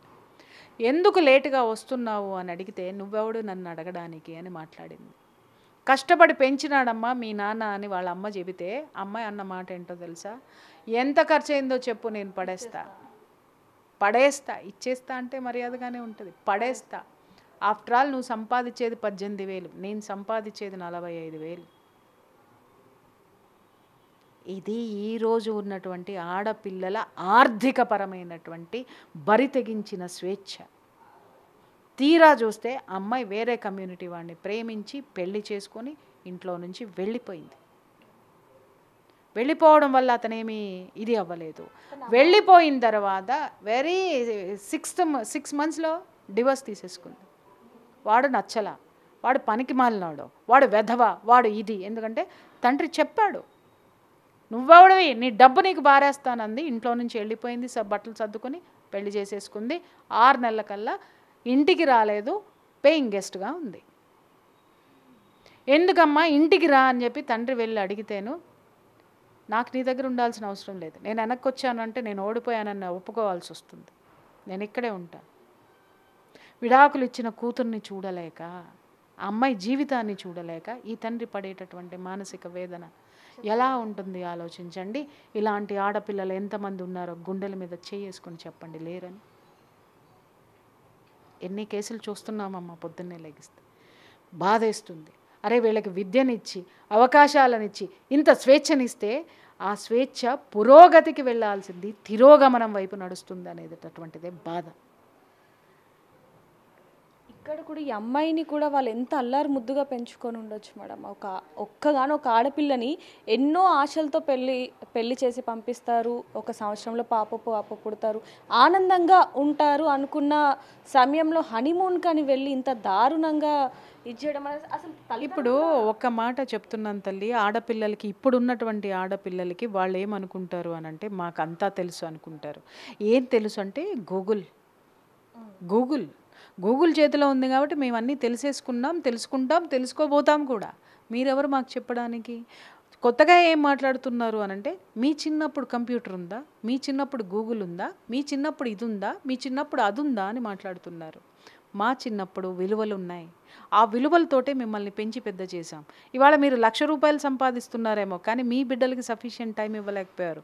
ఆ రోజుల్లో మేము 10,000 సంపాదించిన కుటుంబాన్ని నడిపాము, అత్తమామలకి సేవ చేసుకున్నాము, అలాగే పిల్లల్ని పెంచాము, ఇంత ఉన్నతమైన స్థితికి మిమ్మల్ని తీసుకొని వచ్చాం. మా విలువలు మీకెక్కడున్నాయి? మీకున్నాయి వస్తువులు, విలువలు కాదు. ఇంకొకటి, ఈరోజు ఎవరినైనా పొదుపు గురించి మాట్లాడమని చెప్పండి, సేవింగ్స్ గురించి. ఎంతమందికి 100 మంది ఆడపిల్లల్లో ఎంతమంది సేవింగ్స్ వైపుకి వెళ్తున్నారు? 4 సంపాదనలు కావాలి ఆమెకి. 1 boy friend, 2 boy friend, 3 boy friend, 4 boy friend. 1 boy friend gold కొనిస్తాడు, 1 బాయ్ ఫ్రెండ్ రెస్టారెంట్లో తిప్పుతాడు, 1 బాయ్ ఫ్రెండ్ ఎంజాయ్మెంట్ కోసం తిప్పుతాడు, ఇంకొక బాయ్ ఫ్రెండ్ ఎప్పుడు అడిగితే అప్పుడు మనీ ఇస్తాడు. అమ్మా నేను కించపరచట్లేదు ఎవరిని కూడా. వ్యవహారం ఎంత భయంకరంగా ఉందో మీకు చెప్తున్నా. అహంభావాలు, అహంకారాలతోటి తలెగరేస్తున్నారే, చివరికి మీరు వచ్చేది మా దగ్గరికి, గుర్తుపెట్టుకోండి. అంటే ఎన్నో కేసెస్ మీ దగ్గర ఇంకా మేము చాలా తక్కువ చూస్తూ ఉంటాం. మీ దగ్గరికి చాలామంది పర్సనల్గా వచ్చి ఈరోజు ఈ పరిస్థితుల్లో ఉన్నాను అంటూ కూడా చాలామంది ఇప్పుడు కన్నీటు పెడుతున్న పరిస్థితి కనిపిస్తూ ఉంటుంది. మీకు అప్పుడు ఏమనిపిస్తూ ఉంటుంది? చెప్పాను కదమ్మా ఇందాకే, ప్రశాంతంగా అన్నీ వదిలేసి ఎక్కడికన్నా పోవాలనిపిస్తుంది, ప్రశాంతంగా పోవాలనిపిస్తుంది. ఎందుకంటే అంత దరిద్రంగా ఉంది. వాళ్ళ యూట్యూబ్లో కూడా కొంతమంది మహిళలను చూస్తుంటే కూడా సిగ్గేస్తుంది, నిజంగా సిగ్గేస్తుంది. నోటికి ఏదొస్తే అది మాట్లాడేసి అదే తీర్పుల కింద మాట్లాడుతున్నారు. ఒక విశ్లేషణ అన్న ఎంతమంది మంచి విశ్లేషణలు చేస్తున్నారు, ఎంతమంది అర్థవంతమైనవి చేస్తున్నారు. ప్రతి ఒక్కళ్ళు విశ్లేషణ అంటే విమర్శించడం అనేది ఒకటే వీళ్ళకి అర్థమవుతుంది. వాళ్ళ కింద కామెంట్స్ చూస్తాను, చప్పట్లు కొట్టేస్తాను అనమాట. అబ్బా మేడం మీరు తోపు, అబ్బా సార్ మీరు తోపు, సార్ మీరు మాత్రమే మాట్లాడాలి, అయ్యో మీరంతా. అరే వాళ్ళు మాట్లాడేది సమాజంలో విలువల గురించి ఎవడన్నా మాట్లాడుతున్నాడా? ఎలా ఉండాలో మాట్లాడుతున్నారా? సమాజం ఎలా తయారవుతుందో మాట్లాడుతున్నారా? ఇవాళ చూస్తే అన్ని కృత్రిమమైనటువంటి షోలే కదమ్మా వీళ్ళు చేసేది. అన్ని తప్పుడు షోలు చేసుకుంటూ ఏ ఒక్క షో చూడండి, తండ్రికి కూతురు లైన్ వేస్తాడు, కూతురు తండ్రి కూతురు బాత్రూంలో స్నానం చేస్తుంటే మా ఆయన కూతురుని చూస్తున్నాడండి అని తల్లి ఫోన్ చేసి ఈ పెద్దవాళ్ళకి ఫోనుల్లో చెప్తూ ఉంటుంది. ఆ యొక్క దరిద్రాన్ని వీళ్ళు తీసుకొని వచ్చి జనాలకు వినిపిస్తున్నారు. అన్నా చెల్లెల అక్రమ సంబంధాల గురించి మాట్లాడతారు. అలాగే కూతురు ప్రేమించిన వాడితో తల్లి అక్రమ సంబంధం పెట్టుకుంటుంది. ఇవాళ ఏ షో చూసినా అక్రమ సంబంధాలు తప్పితే సక్రమమైనటువంటి సంబంధాలతో కూడుకున్న షోలు మీకు లేవా, రావా? మీరు విశ్లేషించలేరా? ఏ విధమైనటువంటి దరిద్రాన్ని వీళ్ళు పోషిస్తున్నారు, వీళ్ళు పెడుతున్నారు. దాంట్లో కూర్చునే ప్రతి ఒక్కళ్ళకి నేను మాట్లాడుతున్నా. అంటే మీరేం చేస్తున్నారో జనాలకు తెలియదా? మాలాంటి వాళ్ళకి తెలియదా? అట్లీస్ట్ జనాలకి పోర్ట్రైట్ అన్నమాట. వీళ్ళు ఒక గొప్ప ఇన్ఫర్మేషన్ని జనాల్లోకి పంపిస్తున్నాము అని చెప్పేసి అని దరిద్రాన్ని పట్టిస్తున్న షోలు ఈరోజు ఎన్నున్నాయి తల్లి. సెక్సు సెక్సు సెక్సు సెక్సు దీని చుట్టూనే చేసుకుంటూ సమాజాన్ని ఎంత భ్రష్టు పట్టించిన వాళ్ళు ఎంతమంది ఉన్నారు. పేర్లతో సహా ఏదో ఒకరోజు కడుపు మండిందంటే మొత్తం తీసుకెళ్ళి కోర్టులో పడేస్తాను. అంటే అసలు ఇలాంటివి జరగకుండా ఉండాలి అంటే కొంతైనా జాగ్రత్త పడాలి. అది ఏ విధంగా అంటారు? సెల్ఫ్ డిసిప్లిన్ ఉండాలి తల్లి. నేను మొత్తుకుంటున్నది అదే. ప్రతి ఒక్కళ్ళకి సెల్ఫ్ డిసిప్లిన్ ఎక్కడి నుంచి వస్తుంది? కుటుంబం ఫస్ట్. ఆ కుటుంబంలో ఉన్నటువంటి బంధువులు, ఇవాళ బంధువులు కూడా అంతే దరిద్రంగా తయారయ్యారమ్మా. ఎవరైనా ఏదైనా సరే కొంచెం బాగుపడ్డారు అనంటే వాడిని ఏ విధంగా కింద పడేయాలా అనేటటువంటి దరిద్రంలో బంధువులు ఉన్నారు. సమాజంలో ఉన్నారంటే సమాజంలో హితవు చెప్పడానికి ఎందుకున్నారు? ప్రియా చౌదరి లాంటి వాళ్ళు ఎవరైనా మాట్లాడారు, ఎందుకు ప్రియా చౌదరి అరుస్తుంది? మీ ఆఫీస్లో కూడా చాలామంది కామెంట్ చేశారు నన్ను, ప్రియా చౌదరి ఎందుకు అట్లా అరుస్తూ ఉంటుంది ఊరికనే కూర్చొని అని చెప్పేసి అని. అరుపులు కాదురా, అది ఆక్రందన. తెలుసా మీకు? తెలుసా ఎవరికైనా? ఎన్ని కేసులు చూశారు మీరు? ఎంతమంది కన్నీళ్లు తుడిచారు మీరు? మీలాగా ఒక చిన్న పని చేసి 10 వీడియో పోస్టులు నేను పెట్టుకోను.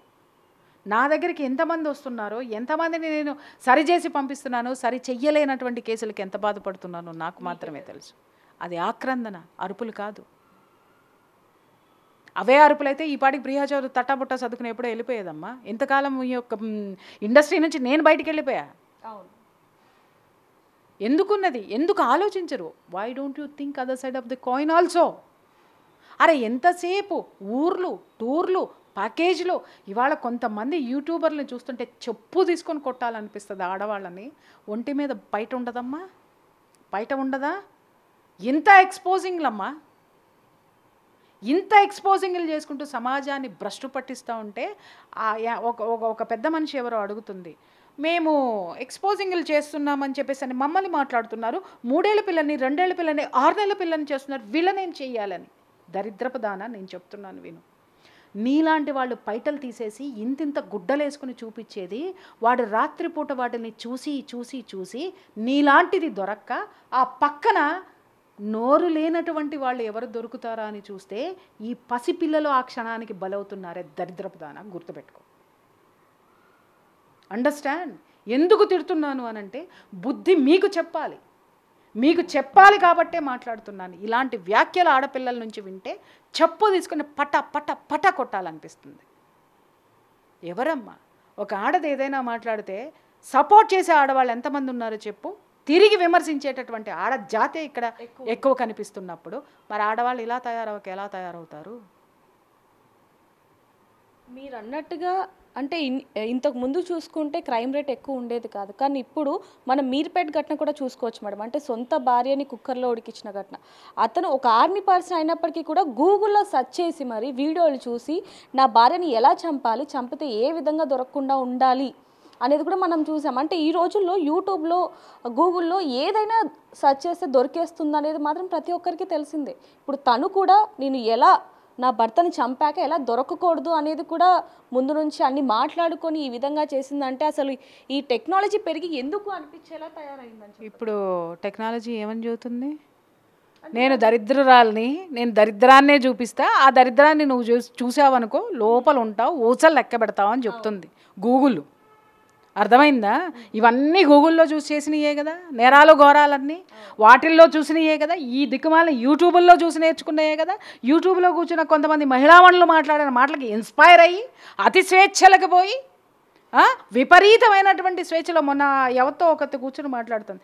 అసలు ఒంటి నిండా బట్టలు వేసుకోమంటారు, నాకు ఒంటి మీద బట్టలు అంటే చిరాకు కాబట్టి నేను ఇలా ఉంటానని ఇంత పీలికి వేసుకుని కూర్చొని మాట్లాడుతుంది. తెలుగామె, తెలుగు ఆడపిల్లే. వెళ్ళి ఇంత గొడ్డుంటే కప్పాలనిపించింది. ఎందుకని అంటావేమో, అలాంటి ఇంటర్వ్యూలు చూసి చూసి చెప్పాను కదా, మా ఇళ్లలో ఉన్న ఆడపిల్లలు కూడా ఇదిగో ప్రపంచం ఎలా ఉంటుంది, మేము ఇంత కొంచెం వేసుకుంటేనే మమ్మల్ని మీరు మాట్లాడుతూ ఉన్నారు, నువ్వు పెద్ద డిక్టేటర్వి, నువ్వు పెద్ద రాక్షసివి, నీ కింద బ్రతకాలంటే భయం వేస్తుంది అనేటటువంటి విప్లవాలు మా ఇంట్లో వస్తున్నాయి. ఏం చేయాలా? ఇలాంటి సిచ్యుయేషన్స్లో ఇలాంటి బట్టలు వేసుకొని ఇలాంటి సంస్కృతిని ప్రేరేపించేటటువంటి అమ్మలారా, రేపొద్దున మీ బతుకులు రోడ్డు మీదకే వస్తాయి. గూగుల్ కాపాడదు, గూగుల్ తల్లి కాపాడదు, కన్న తల్లి కాపాడుతుంది. కన్న తల్లి లాంటి ఈ దేశం కాపాడుతుంది, ఈ సమాజం కాపాడుతుంది. సమాజాన్ని మీకు చేతనైనంత మార్చండి. గూగుల్లో ఏమీ లేదు రబ్బా, వెధవ చెత్త ఉంది, దాంట్లో చెత్తని వెతుకుతున్నారు. మంచి సెర్చ్ చేయండి, మంచి ఉంది. దాన్ని ఎందుకు ప్రేరేపించరు, దాన్ని ఎందుకు ప్రోత్సహించరు అని అంటే, విజువల్స్ అన్నీ నేను చెప్పినట్టుగా ఒక క్రైమ్ జరిగిందంటే 4 రోజులు ఎపిసోడ్లు వస్తున్నాయి. ఒక చెత్త జరిగింది అని అంటే పుంకాలుగా బజ్ ఉంది, ట్రెండింగ్ ఉంది, ఇంకొకటి ఉంది అని మాట్లాడుతున్నారే తల్లి.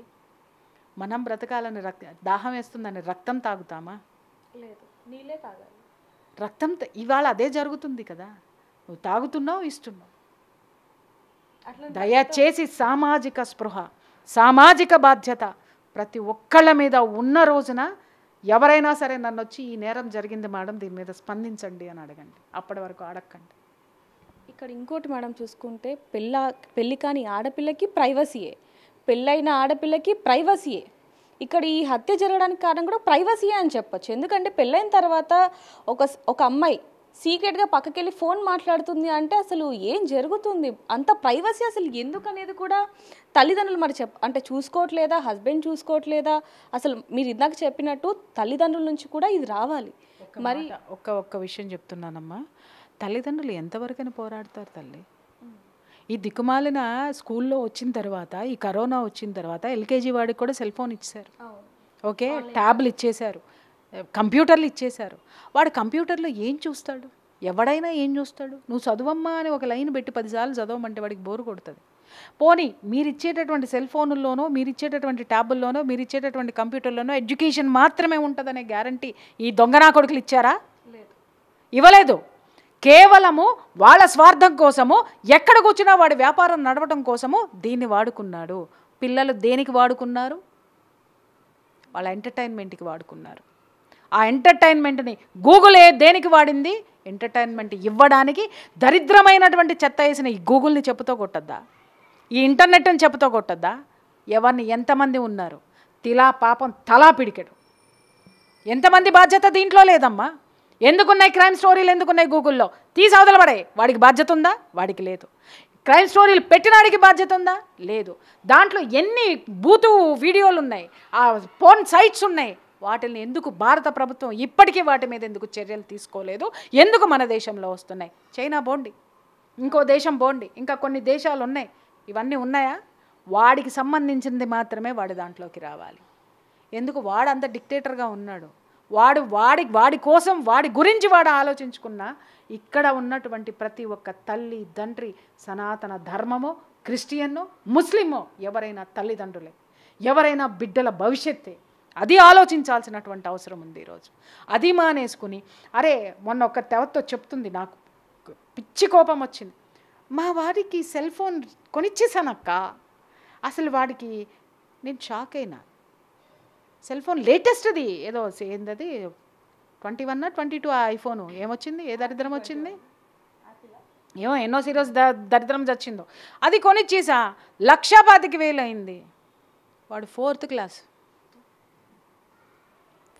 క్లాస్ వాడికి ఇచ్చింది గాక ఇది బడాయిగా చెప్తే ఆ బడాయి మాటలు నేను వినాలి, చుట్టుపక్కల ఉన్నాళ్ళ హే సూపర్ సూపర్ సూపర్, మా వాడికి నేను అది చేశాను, మా అమ్మాయికి నేను ఇది ఎచ్చుకోలు మాటలు, దరిద్రపు కథలు, false prestiges, false thinkings, false materials మీ పిల్లలకి ఇస్తున్నారు. అది వారసత్వంగా ఇస్తున్నారు. 4వ తరగతికి 1,50,000 పెట్టి నువ్వు ఫోన్ కొనిచ్చావు. నువ్వు చేసే ఉద్యోగం ఎంత? తిప్పి కొడితే నీ జీతం సెల్ ఫోన్ ఖరీదు లేదు. ఎక్కడి నుంచి తెచ్చిచ్చావు? క్రెడిట్ కార్డులు. వాటికి ఎప్పుడు కడతావు? మళ్ళీ ఇంకొక అప్పు. ఇంకేం చేస్తావు? ఇంకొకటి ఇంకేదో చేస్తావు. నిన్ను ప్రలోభ పెట్టి ఎదుటివాడు వ్యాపారం చేసుకుంటున్నాడు, వాడి వలలోకి నువ్వు వెళ్ళి ఈ క్రైముల్లోకి నువ్వు దిగుతున్నావు. ఎందుకు? మనల్ని మనం ఎందుకు ప్రశ్నించుకోవమ్మా? అవసరమా అది? అవసరమా? జనాలందరూ నన్ను తిడతారు, మేడం ఇప్పటికీ మీరు కారు కొనుక్కోలేదు అని. నా ఇష్టం అది. నాకు ఆటోలో తిరగడం ఇష్టం అండి, ఎందుకంటే అటు నుంచి ఇటు నుంచి ఫ్రెష్గా గాలి వస్తుంది, హాయిగా ప్రశాంతంగా కూర్చొని ఆలోచించుకుని వెళ్తా. మేడం మీకు కారు లేదా? ఉంది, నీ తేను, నేను వాడను. కారులో వస్తేనే ఒక ప్రెస్టేజ్. ఆ పక్కనే నిన్నగాక మొన్న వచ్చిన యాంకరో, నిన్నగాక మొన్న వచ్చిన జర్నలిస్టో ఒక 20 లక్షల కారులో దిగుతారు. మేడం నా కారులో డ్రాప్ చేస్తారండి, నాకు ఆటో ఉంది. నీ జీతం ఎంత? నువ్వు కొన్న కారు ఎంత? ఎక్కడి నుంచి వచ్చింది నీకు? నువ్వు నీ షో పుటప్పులు చూపించుకోవడానికి అంటే మేడం ఇవాళ ఇది చూపించకపోతే ప్రపంచం నడవటం లేదు. ప్రపంచం కాదు, నువ్వు నడవట్లే. నువ్వు నడవట్లే, నీకు రాటల్లా నడక. దాన్ని కాపాడడం కోసం 4 క్రైములు నువ్వు చేయాలి. ఎక్కడి నుంచి వస్తాయి? ఎక్కడి నుంచి వస్తాయి చెప్పండి? చాలామంది ఇవాళ అసలు కొన్ని ఒక దశాబ్దం కాదు, ఇంకా చెప్పాలంటే ఒక 15 ఇయర్స్ నుంచి నేను పెళ్ళిళ్ళకి వెళ్ళడం మానేశాను. ఎందుకు చెప్పండి? విపరీతమైన పోకడలు. కారు కాదమ్మా అక్కడ విషయము. కారు కంటే లగ్జరియస్ ఆర్నమెంట్స్, డైమండ్స్, పట్టు చీరలు. ఒక అమ్మ 10,000 చీర కట్టుకొస్తే ఇంకొకటి వచ్చి ఇమ్మీడియట్గా ఇలా వచ్చి చూపించేస్తుంది, అది 40,000. ఇంకొక అమ్మ వస్తుంది 1,25,000. ఏంది ఇది? చీరలకి ఇన్ని పోసి ఏం చేస్తారు వీళ్ళు? నాకు ఉన్నాయి, చాలా చీరలు ఉన్నాయి, కానీ ఒక సర్టెన్ పీరియడ్ తర్వాత నేను ఖర్చు పెట్టను. అది ఎంతవరకు అంతవరకు. ఎంత ఖర్చు పెట్టాలో అంతే ఖర్చు పెడతామండి. దానికి మించి ఖర్చు పెట్టడం వల్ల ఉపయోగం ఏంటో ఆలోచిస్తాను. ఒకటి, ఇష్టంతో కొనుక్కో, నువ్వు 1,00,000 కాదు 2 లక్షలు కొనుక్కో, కానీ పక్కవాడికి చూపించడానికి కొన్నావా అది బూడిదలో పోసిన పన్నీరు, నిన్ను నువ్వు మోసం చేసుకున్నట్టే. నన్ను చాలామందిని అడుగుతా, అరే నేను ప్రియా చౌదరిని, గుర్తుపడితే నన్ను ఇలా గుర్తించండి. నేను దిగిన కారులోనో, నేను ఉండే ఇంట్లోనో, లేకపోతే నా ఇంటి ప్రీమిసెస్లో కూడా నేను ఎవరిని రానివ్వనమ్మా. నేను ఎక్కడుంటున్నానో, ఎలా ఉంటున్నానో జనాలకి నేను చూపించనమ్మా. That is my privacy life. నేను ఎక్కడైనా ఉంటా, చెట్టు కింద ఉంటా, ఇంకో చోటు ఉంటా, ఇంకో చోటు ఉంటా. It's none of your business. ఎందుకు ప్రలోభాలకి మనం గురయ్యి, ప్రలోభాలకి గురి చేసి ఈ విధంగా ప్రపంచాన్ని ఎక్కడికి తీసుకెళ్తున్నామంటే క్రైమ్ రేట్ ఎందుకు పెరిగిందని అడిగారు కదా, ఇందుకే పెరిగింది. నీ శక్తికి మించినటువంటి అప్పులు, నీ శక్తికి మించినటువంటి ఆ యొక్క దాన్ని ఏమంటారు, ఫాల్స్ ప్రెస్టేజెస్ని నువ్వు చూపించుకుంటావు. కార్లు, మేడలు, మిద్దెలు. ఇవాళ నాకు నిజంగా చాలా వరకు సింపుల్ ఎగ్జాంపుల్ నేను చెప్తా. ఒక పెద్ద బిల్డింగ్ కొనాలి అనేటటువంటి ఒక కాన్సెప్ట్ వచ్చింది. దానికి నెలకి ఈఎంఐ అంటే మనం డబ్బులు పెట్టినా ఇంత లోన్ తీసుకోవాలి. లోన్ తీసుకుంటే ఈఎంఐ ఎంత కట్టాలి, ఇంత కట్టాలి. ఎన్ని సంవత్సరాల వరకు ఇస్తారు? 15 సంవత్సరాల వరకు. ఒళ్ళు మండింది నాకు. 15 ఏళ్ల తర్వాత మనం తీసుకున్న లోన్ కంటే డబల్ లోన్ వాడికి కట్టే ఆ ఇల్లు మనకు అవుతుంది. ఐ సెడ్ ఇమీడియట్లీ వద్దండి, ఉన్నది చాలు. లేదు ఇంకా ఇంతకంటే గొప్పది కావాలా, 3 సంవత్సరాలకు ఒక మంచి ఇల్లు, కొత్త ఇల్లు, బ్రహ్మాండమైన ఇల్లు, ఇదే ఈఎంఐ రెంట్ పెట్టి ఉంటా నేను. మిగిలింది డబల్ కడతాను కదా, నేను అక్కడ సేవింగ్స్ పెట్టుకుంటా. నాకు ఇష్టం వచ్చిన చోటుకి వెళ్తానండి. నాకు ఇక్కడ ఇళ్ళతో పడట్లేదు, ఈ అపార్ట్మెంట్లో పడట్లేదు, లేదా ఈ ప్లేస్లో పడట్లేదు. ఎందుకు ఉండాలి నేను ఇక్కడ సొంతంగా కొనుక్కొని? ఈఎంఐలు కట్టుకుంటూ సంవత్సరాల తరబడి, మళ్ళీ కట్టకపోతే టెన్షను, వాడు ఇవ్వకపోతే 10 మందికి ఫోన్లు చేస్తాడు, పరువు బాయ్. దేనికి గోలంతా? పోదాం, అద్దె పెట్టుకుందాం, ఎంజాయ్ చేద్దాం. ఏ డబల్ అమౌంట్ అయితే కడుతున్నాం ఆ డబల్ అమౌంట్ సేవింగ్స్లో పెట్టుకుందాం. బీ హ్యాపీ అండి. అలాగా మా సొంత ఇల్లు అండి. ఎందుకు సొంతది? నువ్వు బ్యాంక్ కార్డుకి ఇచ్చేదాకా, కట్టేదాకా అది నీ సొంత ఇల్లు కాదు, అది బ్యాంక్ కార్డుది. వాడు నీకు అప్పు ఇచ్చినాడు, అప్పు వాడి దగ్గర ఉంది, అది బ్యాంక్ వాడిదే, నీది ఎప్పుడు నువ్వు మొత్తం అనా పైసలు కట్టిన తర్వాత. ఇక్కడ ఇంకొక విషయం, కష్టపడి 15 ఏళ్ళు 20 ఏళ్ళు కడతాం. కట్టిన తర్వాత ఆ ఈఎంఐలు కట్టి కట్టి కట్టి అమ్మయ్యా అని కూర్చొని ఇల్లు మనది అనగానే టింగమని అల్లుడో, లేకపోతే కోడలో, లేకపోతే కొడుకో బిజినెస్ పెట్టుకుంటా, నాకు దీని మీద లోన్ ఇవ్వు, అమ్ముదాం అని పెట్టేస్తాడు వాడు. రైట్? చాలామంది అనొచ్చు, పిల్లల కోసం కాదా అండి అని. అరే నువ్వు కష్టపడి సంపాదించింది నీ పిల్లవాడు ఆ నిమిషంలో కొట్టుకుని వెళ్ళిపోతున్నాడు అని అంటే నువ్వు ఎవరి మీద శ్రద్ధ చూపించినావు? నీ బిడ్డ తన కాళ్ళ మీద తాను నిలబడలేకుండా వాడు ఇల్లు తాకట్టు పెట్టుకుని మరీ వ్యాపారాలు పెట్టేటటువంటి స్థాయికి వాడు ఎందుకు వెళ్ళాలి? అరే ఇంత కష్టపడి నా తండ్రి నా తల్లి ఇంత కష్టపడి ఇన్ని సంవత్సరాలు పోగేసిన ఈ ఆస్తిని ఇది చేసేటటువంటి హక్కు నాకు ఎక్కడుంది, ఖర్చు పెట్టేటటువంటి హక్కు నాకు ఎక్కడుంది అనేటటువంటి స్థితి నీ కొడుక్కి నువ్వు తీసుకురాలేదంటే నువ్వు ఫెయిల్ అయినట్టు కదా. రెండో విషయము, ఆ తర్వాత కూతురు ఒక్కటే ఉందనుకున్నావు, పెళ్లి చేస్తే అల్లుడు వచ్చి చెల్లు అంటాడు, ఇచ్చేసి బయటికి పోవాలి. అదే నీ సేవింగ్స్ పెట్టుకున్నావు, నీకు ఇష్టం ఉన్నావు, అల్లుడు నీ జోలికి ఎందుకు వస్తాడు? వెళ్ళి మా మామ ఇంట్లో కూర్చున్నానంటే ఆ రెంట్ కూడా నేనే కట్టాలనుకుంటాడు. వై డోంట్ యూ థింక్ అమ్మా?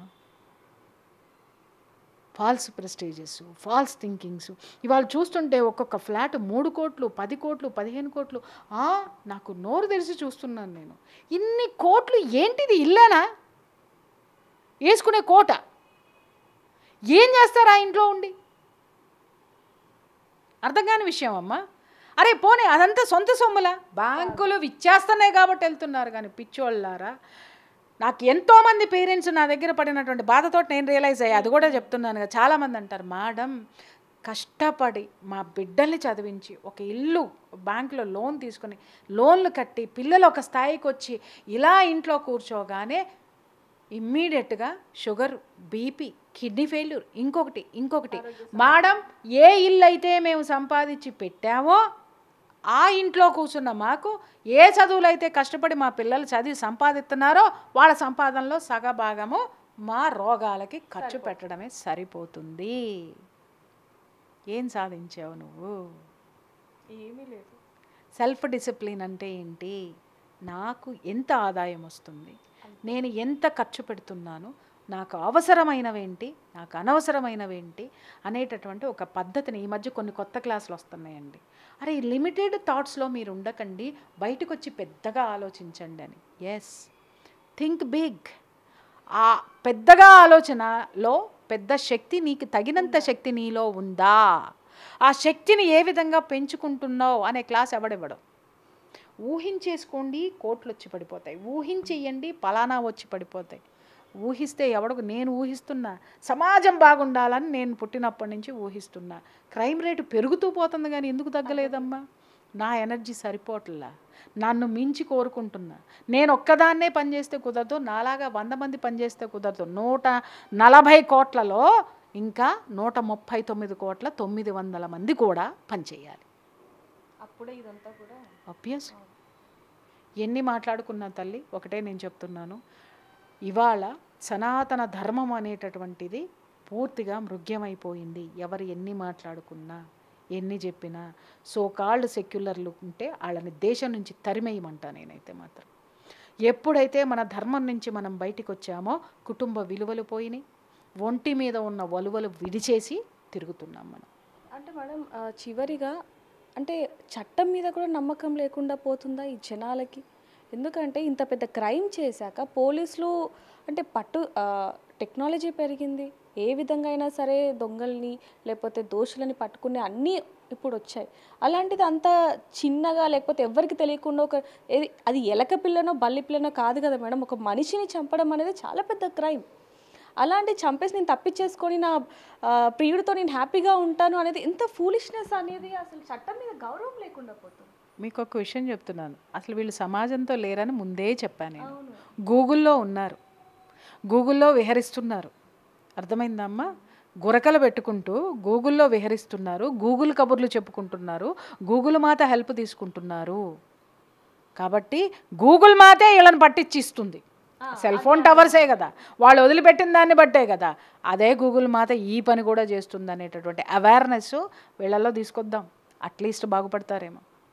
ఇంకోటి ఇప్పుడు మీరు చూడొచ్చు మేడం, ఫ్రెండ్ యాప్స్ అనేది అంటే నైట్ టైంలో మీకు ఫ్రెండ్స్తో మాట్లాడాలి అంటే ఎవరు లేరని ఫీల్ అవ్వకండి, ఈ యాప్లోకి వెళ్ళండి. ఇవి కూడా చాలా వరకు చెడగొడుతున్నాయి అనేది తెలిసి కూడా, అంటే ఇందులోకి వెళ్తే మనం తప్పుదారిలోకి పడతామని తెలిసి కూడా అవగాహన ఉన్నా కూడా మరి ఎందుకు దానిలోకి ఆ చిక్కుల్లోకి వెళ్ళి బ్లాక్మెయిల్స్ దాకా ఒకరిని చంపడం లేకపోతే వాళ్ళు ఆత్మహత్య చేసుకోవడం ఇన్ని వస్తున్నా కూడా అసలు వీళ్ళు మారని పరిస్థితి. కొన్నిటిని ప్రభుత్వాలు కంట్రోల్ చేయాలి. శాసనాలు ఎందుకు రాశారమ్మా? రూల్స్ ఎందుకు ఉన్నాయమ్మా? ఆ రూల్స్ని ఎప్పుడు మనము వాటిని పాటిస్తున్నామమ్మా? ఆ రూల్స్ని అమలు చేసేవాళ్ళు ఎవరమ్మా? చట్టము. ఆ చట్టం కూడా టింటిన్లు అట్లా జేబుళ్ళు, తర్వాత బల్ల కింద చేతులు, బల్ల కిందలో పోయి గూగుల్ మ్యాప్, గూగుల్ పేలు, అక్కడ కూడా గూగుల్ దరిద్రమే కదా. ఇవన్నీ వ్యవస్థ అంతా కూడా ఇలాగే పనిచేస్తున్నప్పుడు ఇలా ఎందుకు జరుగుతుందని ప్రశ్న ఎందుకు మనం వేసుకోవాలి? ఇవాళ మనం ఇల్యూజన్ ప్రపంచంలో బతుకుతున్నాం. అండర్స్టాండ్? ఏఐలో బ్రతుకుతున్నాం. వాళ్ళు కూడా ఏఐలో చూశారు స్కెచ్, ఇలా మర్డర్ చేస్తే ఎలా ఉంటుంది, ఇలా ఉంటే ఇలా తప్పించుకుంటామని ఏఐని అడిగారు. ఏఐ మ్యాప్ వేసి చూపించింది. కాకపోతే ఏంటంటే శుభం కార్డు వీళ్ళు చూడలే, ఏఐని అది అడగల. ఒకవేళ మేము ఎలా పట్టుబడతాం అని కూడా అడిగి ఉంటున్నట్టయితే ఏఐ చక్కగా చూపించుండేది. అంటే వీళ్ళకి ఎంతవరకు కావాలో అంతవరకే చూసుకున్నారు, ఎందుకంటే వీళ్ళ జ్ఞానం అక్కడే ఉంది కాబట్టి. చట్టం అనేటటువంటి విషయాన్ని మర్చిపోయి ఉన్నారు. ఎందుకు సమాజం ఇలా తయారవుతుంది అని అంటే, నువ్వెలా ఉన్నావు, నీ సంరక్షణ ఏంటి, నీ రక్షణ ఏంటో నువ్వు ఎప్పుడో మర్చిపోయావు. నువ్వు ఇంకొకళ్ళ చేతుల్లోకి వెళ్ళిపోయావు. ఇంట్లో ఉన్నటువంటి ప్రతి ఒక్కళ్ళు, నేను ఇప్పుడు తరచూ చూస్తున్నాను, మొన్న కూడా నన్ను నేను చెక్ చేసుకున్నా. ఒక ఆఫీస్కి వెళ్ళి కూర్చున్నాను, అందరం ఉన్నాం, అందరూ వివిఐపీసే ఉన్నారు. అందరం హలో హాయ్ అని చెప్పుకున్నాం. అంత అప్రయత్నంగా ఒక్కొక్కళ్ళ చేతిలో సెల్ ఫోన్ వచ్చేసి ఫోన్ చూసేస్తున్నారు. నాకు ఇమ్మీడియట్గా ఆ సీన్ చూసిన తర్వాత ఒక 10-15 ఏళ్ళు వెనక్కి వెళ్ళాను. వెనక్కి వెళ్తే కూర్చున్నంతసేపు ఒకళ్ళ ఎక్స్పీరియన్స్ ఒకళ్ళు షేర్ చేసుకునేవాళ్ళు, ఒకళ్ళ పిల్లల గురించి ఒకళ్ళు మాట్లాడుకునేవాళ్ళు, లేదా ఒకళ్ళ ఊరి గురించి మాట్లాడుకునేవాళ్ళు, వాళ్ళ పెద్దల గురించి మాట్లాడుకునేవాళ్ళు, తల్లిదండ్రుల గురించి వాళ్ళ ఫాదర్ గురించి చెప్పేవాళ్ళు, వాళ్ళ తాతల గురించి చెప్పేవాళ్ళు. ఇవన్నీ మానేసి ఫోనులు చూసుకుంటా, అంటే పక్కవాడితో మాట్లాడడం కూడా ఓపిక లేదు, బద్ధకం. మనం దేంతో మాట్లాడుతున్నామంటే దీంతో మాట్లాడుతున్నాం. ఇంకో కొత్త విషయం మొన్న మా స్నేహితుడు ఒకటి చెప్పాడు. ఏంటంటే, మేడం మనం ఇప్పుడు కూర్చొని సెల్ ఫోన్ ఆన్ చేసి ఇలా పెడితే సెల్ ఫోన్ మొత్తం వింటుందంట. అది సెల్ ఫోన్ ఆన్ చేసి పెడితే మొత్తం వింటుంది మేడం. చాలామంది అంటుంటారు, నేను ఇలా ఆలోచించాను, ఇలా అనుకున్నాను, అనుకోగానే నాకు వీడియో వచ్చేసింది అంటే, అరే పిచ్చమొహాలారా, గూగుల్ వింటుంది. విని ఆల్గరిథమ్ తీసుకొని దాన్ని ఆ వీడియోని నీకు పంపిస్తుంది. అంటే సీక్రెట్లు ఏం లేవు మన జీవితంలో. అది మొన్నటి నుంచి ఏం చేస్తున్నానంటే, అసలు ఇంటికి రాగానే ముందు అసలు అదే ఏరోప్లేన్ మోడ్లో పెట్టేసేసి ఫోన్ ఎక్కడో పెట్టేసి మేము ఎక్కడో ఉంటున్నాం. అంటే ప్రైవసీ కూడా లేని సమయం వచ్చి దరిద్రంలో బతుకుతూ దీన్ని అభివృద్ధి అని అడుగుతారమ్మా. నాకు అర్థం కాగడితే చెప్పండి. అంటే అప్పుడు నాకు అనిపించింది, ఒరే అయితే ఎవడి గురించి అన్నా తెలుసుకోవాలంటే వాడు యూట్యూబ్ ఓపెన్ చేస్తే అర్థమైపోద్ది అనుకుంటా అన్న. ఎగ్జాక్ట్లీ మేడం అన్న. వాడి దరిద్రాలన్నీ దాంట్లో, వాడి కాన్సెప్ట్లన్నీ దాంట్లో కనిపించేస్తాయి. సో ఇంత ప్రమాదకరమైనటువంటి పరిస్థితుల్లో మనం ఉన్నాం తల్లి. దాన్ని గమనించండి. ఎడ్యుకేషనా మీ బొంద? అరే ఎడ్యుకేషన్ ఉన్న వాళ్ళందరూ మా దగ్గరికే వచ్చి కౌన్సిలింగ్లు తీసుకుంటున్నారా నాయన. సంవత్సరానికి కోట్ల రూపాయల ప్యాకేజీలు ఉన్నవాళ్ళు కూడా మా దగ్గరికే వస్తున్నారా నాయన. ఆ డిప్రెషన్లు, వాడు తొక్కిన అడుసు తొక్కనేలా కాలు కడగనేలా అన్నట్టుగా వాళ్ళు చేసినటువంటి తప్పులు. ఇప్పుడు మీరన్నారు కదా సాయంకాలం ఫ్రెండ్సు, దీంట్లో ఫ్రెండ్సు, స్కిన్ బిజినెస్ జరుగుతుంది ఇప్పుడు. గూగుల్లో జరిగే బిజినెస్ ఏంటమ్మా? Skin business. ఆ స్కిన్ బిజినెస్కి అందరు అట్రాక్ట్ అవుతున్నారు. నా దగ్గరికి ఒక కేసు, నేను కొన్ని కేసులు ఆశ్చర్యపోతారు, ఒరే నాయన ఎందుకు నువ్వు ఇట్లా ఏంటి ఇల్లీగల్ రిలేషన్షిప్స్ పెట్టుకున్నావనంటే, మేడం నా చుట్టూ ఉన్న వాళ్ళందరూ కూడా అదే ఉన్నారు మేడం, అదే నిజం అనుకుని నేను కూడా పెట్టుకున్నాను. ఒరే ఒక్కసారి ఇంకొకటి కూడా కనుక్కో, నువ్వు పోయి నీ చుట్టూ ఉన్న వాళ్ళకి కూడా పంచాయతీలు అయినాయి, వాళ్ళు కూడా కౌన్సిలింగ్లు పోయారు, పోలీస్ స్టేషన్కి పోయారు, వెళ్ళి కనుక్కోను. అలా ఉంది ప్రపంచం. వాడు చేశాడు, నేను చేస్తా అంటే ఇతను చూసేది ఏంటంటే అక్కడ వరకే చూస్తాడు. ఇతనికి ఏం కావాలో, ఇతని మనసు ఎక్కడ ఊగుతుందో అక్కడ వరకే చూస్తాడు. శుభం చూడు, చివరి కార్డు ఎండింగ్ చూడు. చూసుంటే ఈ విధంగా అసలు ఆలోచించే వాళ్ళు కూడా కాదు. చెప్పాడు ఇంకొకడు. ఎందుకంటే నేను ఒక్కడనే పోలీస్ స్టేషన్కి వెళ్ళాలా, ఈడు కూడా పోతే నాతో సమానంగా ఉంటాడు. గిల్ట్ పోద్ది కదా నా మనసులో. నేను ఒక్కడే మా ఆవిడతో చెప్పు దెబ్బలు తినాలా, ఈడు కూడా తింటే ఓ పని అయిపోలేదు, నా పక్కన వచ్చి కూర్చుంటాడు. రా పక్కన కూర్చో అని పిలిచి పక్కన కూర్చోబెట్టుకుని, అరే నువ్వు పో, నువ్వు చెయ్యి, ఇది ఇంతేరా, నీళ్ళు తాగినంతేరా, నువ్వు అట్లేరా, నువ్వు ఇట్లరే అని చెప్పేసి వీడు ప్రొవోకేట్ చేస్తాడు. ఎందుకంటే వీడు దొంగ, ఇంకో దొంగని పక్కన పెట్టుకుంటే కానీ వీడికి బ్యాలెన్స్ కాదు. అంటే మనం బాగుపడకపోయినా పర్లేదు కానీ మనం చెడిపోయినా పర్లేదు కానీ పక్కోడు మాత్రం బాగుపడకూడదు అసలు. అంటే మనతో పాటు పక్కోడిని కూడా చెడగొట్టేసి పక్కన పెట్టుకుంటే మనం మంచోళం అవుతాం. అయితే మేడం చివరిగా ఈ సోనంని ఏ విధంగా శిక్షిస్తే ఇంకొకరు ఈ విధంగా చేయకుండా ఉంటారు అంటారు? అది కోర్టు చట్టం చూసుకుంటుందమ్మా. అర్థమైందా? అది మనం చెప్పేది కాదు. ఎలా పనిష్ చెయ్యాలి కాదు, సమాజం ఎలా బాగుపడాలి అనేది మనం ఆలోచిద్దాం. ఎందుకంటే ఇలాంటివి జరగకుండా మనం ఏం చేయాలనేది మాత్రమే మన చేతుల్లో ఉంది. సోనంది మన చేతుల్లో లేదు. అది న్యాయస్థానం చూసుకుంటుంది, చట్టం చూసుకుంటుంది. అర్థమైందా?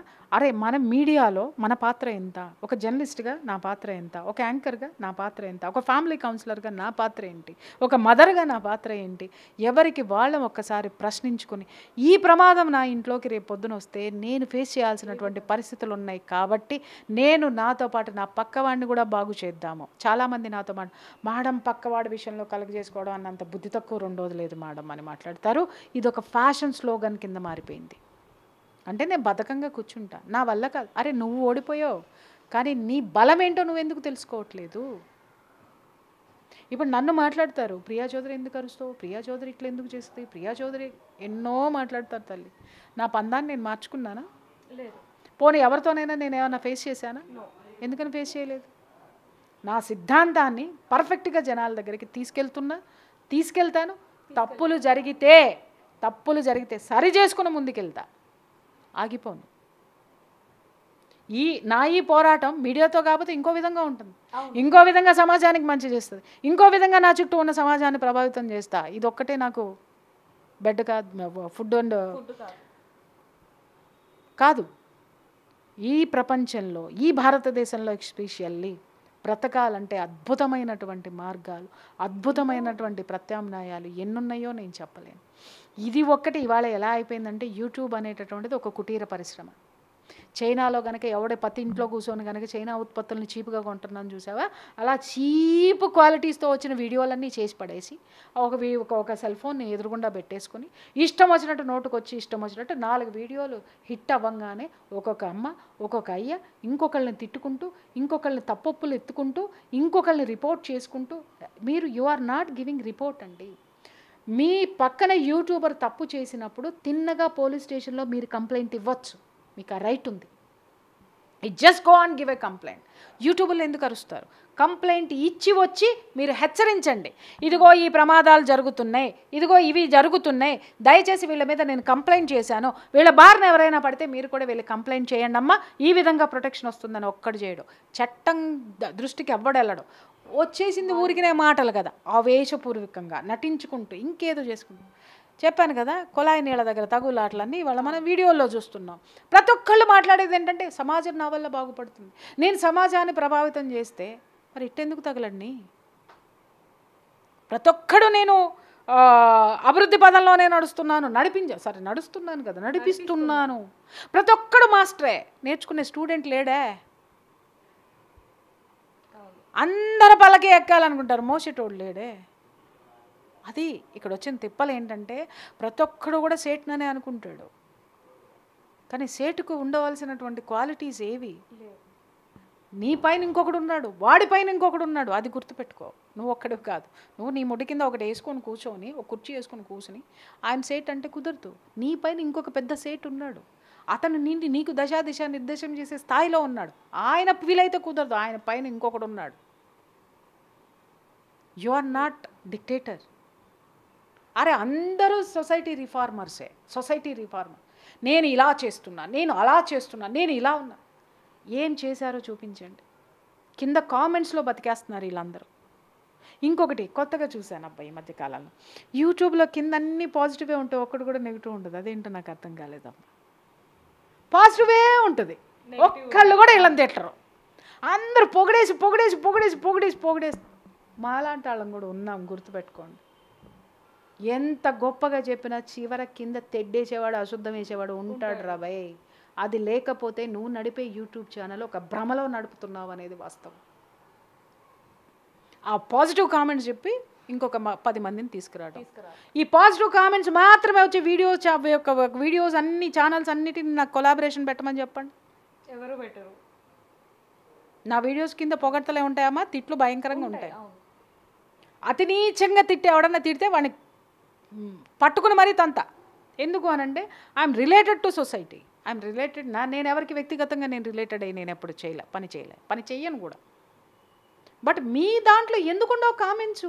అందరూ చూడండి నన్ను పొగుడుతున్నారు, నువ్వు పొగిడే కామెంట్లు పెట్టుకుని ఇంకొక 10 మందిని అట్రాక్ట్ చేస్తూ నువ్వు చేసింది నిజమని నన్ను నమ్మమంటే ఎలా ఉంటుంది?